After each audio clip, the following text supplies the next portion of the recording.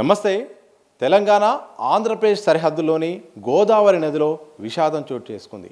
శనివారం ఉదయం చేపల వేట కోసం వెళ్ళిన 5గురు మొత్తానికైతే మాత్రం చెందారు. దారుణమైన ఘటన మాత్రం ఇది ఆంధ్రప్రదేశ్లో చోటు చేసుకుంది. దీంతో ఒక్కసారిగా కుటుంబ సభ్యులు అలాగే అక్కడి ఉన్న ప్రాంతవాసులు అందరూ కూడా భావోద్వేగానికి గురవుతున్నారు. వివరాల్లోకి వెళ్తే మాత్రం ప్రధానంగా ఆంధ్రప్రదేశ్ రాష్ట్రంలోని పోలవరం జిల్లా ఏటపాక మండలం గొమ్ము కోయగూడెం గ్రామానికి చెందిన 5గురు పేర్లు కనుక చూస్తే మాత్రం లక్ష్మీభారతి, సుశీల, మరో మహిళతో పాటు బాలరాజు, రమేష్ శనివారం ఉదయం అయితే మాత్రం ఈ చేపల వేటకైతే వెళ్ళారు. ఇదే సందర్భంలో అక్కడ జరిగిన ప్రమాదవశాత్తు జరిగిన ఈ ఘటన కారణంగా 5గురు అయితే మాత్రం గల్లంతయ్య కూడా మరణించిన వార్త అయితే మాత్రం తెలిసింది. దీంతో ఇక ఒక్కసారిగా విషాద ఛాయలైతే మాత్రం ఈ యొక్క గ్రామాల్లో నెలకొన్నాయి.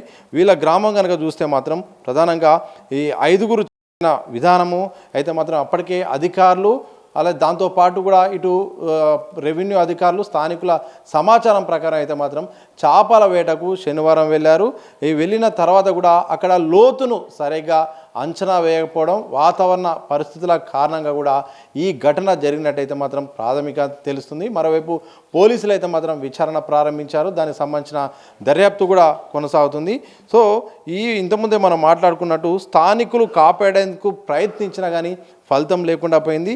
సమాచారం అందుకున్న పోలీసులు, రెవెన్యూ శాఖ అధికారులు అయితే మాత్రం ఘటనా స్థలానికి చేరుకొని సహాయక చర్యలు అయితే చేస్తున్నారు. నీటిలో మునిగిపోయిన 5గురి కూడా బయటికి తీశారు. దీంతో ఒక్కసారిగా కూడా ఈ యొక్క 2 గ్రామాల్లో ప్రధానంగా ఇంతకుముందు మాట్లాడుకున్నట్టు గొమ్ము కోయగూడెం గ్రామంలో మాత్రం విషాద ఛాయలైతే నెలకొన్నాయి. వీళ్ళు మాత్రం ఇక్కడ గొల్లగూడెం దగ్గర అయితే మాత్రం బయటపడ్డాయి. ఇక దీంతో కూడా ఈ 2 ప్రాంతాల్లో కూడా ఒక్కసారిగా కూడా అక్కడైతే మాత్రం ఒక భావోద్వేగమైన పరిస్థితి కూడా నెలకొంటుంది. ఇప్పటికే అధికారులు కూడా చాలా సందర్భాల్లో కూడా చెప్తున్నారు, వాతావరణ శాఖ కూడా చెప్తుంది. వాతావరణ పరిస్థితులను బట్టి కూడా మత్స్యకారులు కూడా జాగ్రత్తలు పడాలి. ప్రధానంగా చేపల వేటకు వెళ్ళే వాళ్ళైతే మాత్రం వర్షాకాల కారణంగా అలాగే వాతావరణ పరిస్థితులను దృష్టిలో పెట్టుకొని కూడా వేటకు వెళ్ళాల్సిన అవసరం ఉందని కూడా చెప్తున్న సందర్భం కనిపిస్తుంది. ఈ మధ్యకాలంలో పెద్ద ఎత్తున కూడా ఈ యొక్క పడవ ప్రమాదాలు కూడా జరుగుతున్నాయి. చాలామంది కూడా గల్లంతైన వార్తలు కూడా బయటకు వస్తున్న సందర్భం కనిపిస్తుంది. ఎప్పటికప్పుడు కూడా రేడియో ద్వారా అయితేంది, ఇంటర్నెట్ ద్వారా అయితేంది, అలాగే వాతావరణ శాఖ చెప్పే అప్డేట్స్ను ఫాలో కావాలి. చేపల వేటకి వెళ్ళాల్సిన వాళ్ళైతే మాత్రం చాలా జాగ్రత్తగా ఉండాల్సిన, ఎందుకంటే ఎప్పటికప్పుడు కూడా మొత్తం వెదర్ చేంజెస్ జరుగుతాయి.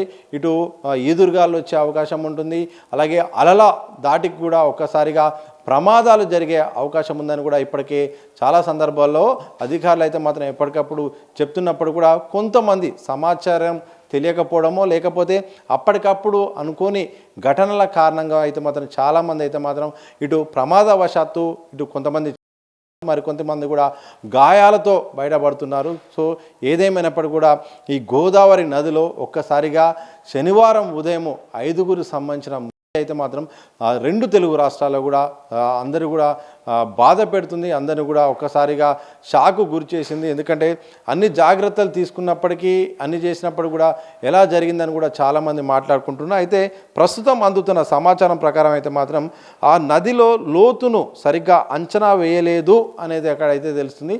ఇదే కారణమా లేకపోతే అప్పటికప్పుడు ఏమైనా ప్రమాదం జరిగిందా, ఇంకేమన్నా జరిగిందా అనేది మాత్రం తెలియాల్సిన అవసరం అయితే కనిపిస్తుంది. మొత్తానికైతే మాత్రం ఇటు కోయగూడెం అంటే గొమ్ము కోయగూడెం గ్రామంలో అయితే ఈ యొక్క బాధాకరమైన ఘటన అయితే జరిగింది. దీంతో ఒక్కసారిగా 2 తెలుగు రాష్ట్రాల్లో కూడా ఉదయం నుండి కూడా ఈ వార్త సంచలనంగా మారిపోయింది. ఇలా మొత్తానికైతే మాత్రం గోదావరి జిల్లాలో ప్రమాదంలో 3 మహిళలు అలాగే 2 పురుషులు కూడా వార్త అయితే మాత్రం అందరినీ కూడా బాధ పెడుతుంది. సో ఇదే నేపథ్యంలో ప్రభుత్వ అధికారులు అయితే మాత్రం ఇప్పటికే జాగ్రత్త పడాలి. చేపల వేట విషయంలో మాత్రం చాలా జాగ్రత్తగా ఉండాలి. వర్షాకాలం విషయంలో అయితే మాత్రం అనుకోని వర్షాలు ఎప్పటికప్పుడు వస్తాయి.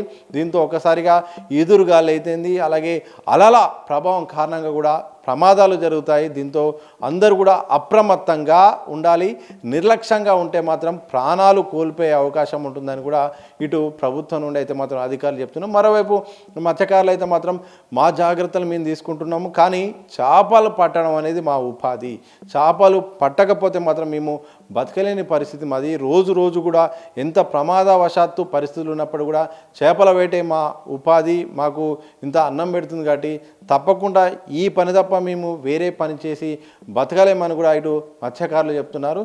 ఏదేమైనప్పటికీ ఇటు తెలంగాణ ఆంధ్రప్రదేశ్ సరిహద్దు ప్రాంతాలైన పోలవరం జిల్లాలో ఈ ఘటన జరగడం అయితే మాత్రం అందరికీ కూడా బాధ పెడుతుంది. ఇక ఇలాంటి ప్రమాదాలు జరగకూడదు, జాగ్రత్త పడాలని కూడా ఇటు అధికారులు చెప్తున్నారు. వాతావరణ శాఖ అప్డేట్స్ కూడా ఎప్పటికప్పుడు ఫాలో కావాలి.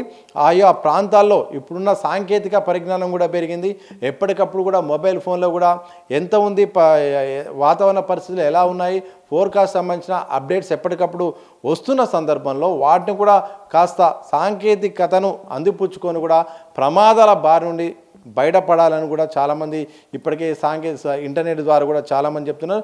మరీ ముఖ్యంగా ఏదైతే మత్స్యకారులు ఎక్కువగా కూడా ఉపాధి కోసం అయితే మాత్రం ఎక్కడైతే వెళ్తారో నది పరివాహక ప్రాంతాల్లో అయితే మాత్రం జాగ్రత్తగా ఉండాలి. ఇటు నదిలో సముద్రాల దగ్గర అయితే మాత్రం చాలా జాగ్రత్తగా ఉండాలి. ఎందుకంటే చాలా సెన్సిబుల్ ప్రాంతాలు అవన్నీ కూడా ప్రమాదాలు కూడా అనుకోకుండా అప్పుడప్పుడే జరుగుతాయి. అది ఎప్పుడు ఎలా జరుగుతాయో అడ్డుకునే పరిస్థితి కూడా ఉండని సందర్భం ఉంటుంది. కాబట్టి అన్ని రకాలుగా అప్రమత్తంగా ఉండాలి, జాగ్రత్తగా ఉండాలి, ప్రమాదాన్ని అంచనా వేయాలి. అలాగే ఏదైనా ఘటన జరగబోతుందన్న సందర్భంలో కూడా వాటి నుండి బయటపడడానికి అన్ని రకాలుగా కూడా సిద్ధంగా ఉండాలని మాత్రం ఇటు అధికారులు చెప్తున్నారు. ఇటు వాతావరణ శాఖ ఎప్పటికప్పుడు ఇచ్చే అప్డేట్స్ని బట్టి చాలామంది జాగ్రత్త పడాలని చెప్తున్నారు. ఇలా మొత్తానికైతే మాత్రం ఆంధ్రప్రదేశ్ రాష్ట్రంలో ఉమ్మడి పశ్చిమ గోదావరి జిల్లా, ప్రస్తుత పోలవరం జిల్లాలో అయితే మాత్రం జరిగిన ఘటనకు ఒక్కసారిగా దిగ్భ్రాంతికి గురి చేస్తుంది. ఇలాంటి ప్రమాదాలు జరగకుండా అందరూ జాగ్రత్త పడాలని కూడా అందరూ కోరుకుంటున్నారు. మరి వర్షాకాలం సందర్భంలో మాత్రం ఈ ప్రమాదాల నుండి ఇక బయటపడాలని, అలాగే జాగ్రత్త పడాలని కూడా కోరుకోవాలని ఇటు అధికారులు కూడా చెప్తున్నారు. ఆ విధంగా మరి అడుగులు ముందు పడతాయి. అలాగే ఇంకా ఇలాంటి ప్రమాదాలు జరగకుండా పటిష్టమైన విధానాలు, అలాగే ప్రచారాలు మరి ప్రభుత్వం తీసుకెళ్తుందా లేదా అనేది మాత్రం భవిష్యత్తులో ప్రభుత్వాలు తీసుకునే నిర్ణయాన్ని బట్టి ఆధారపడి ఉంటుంది.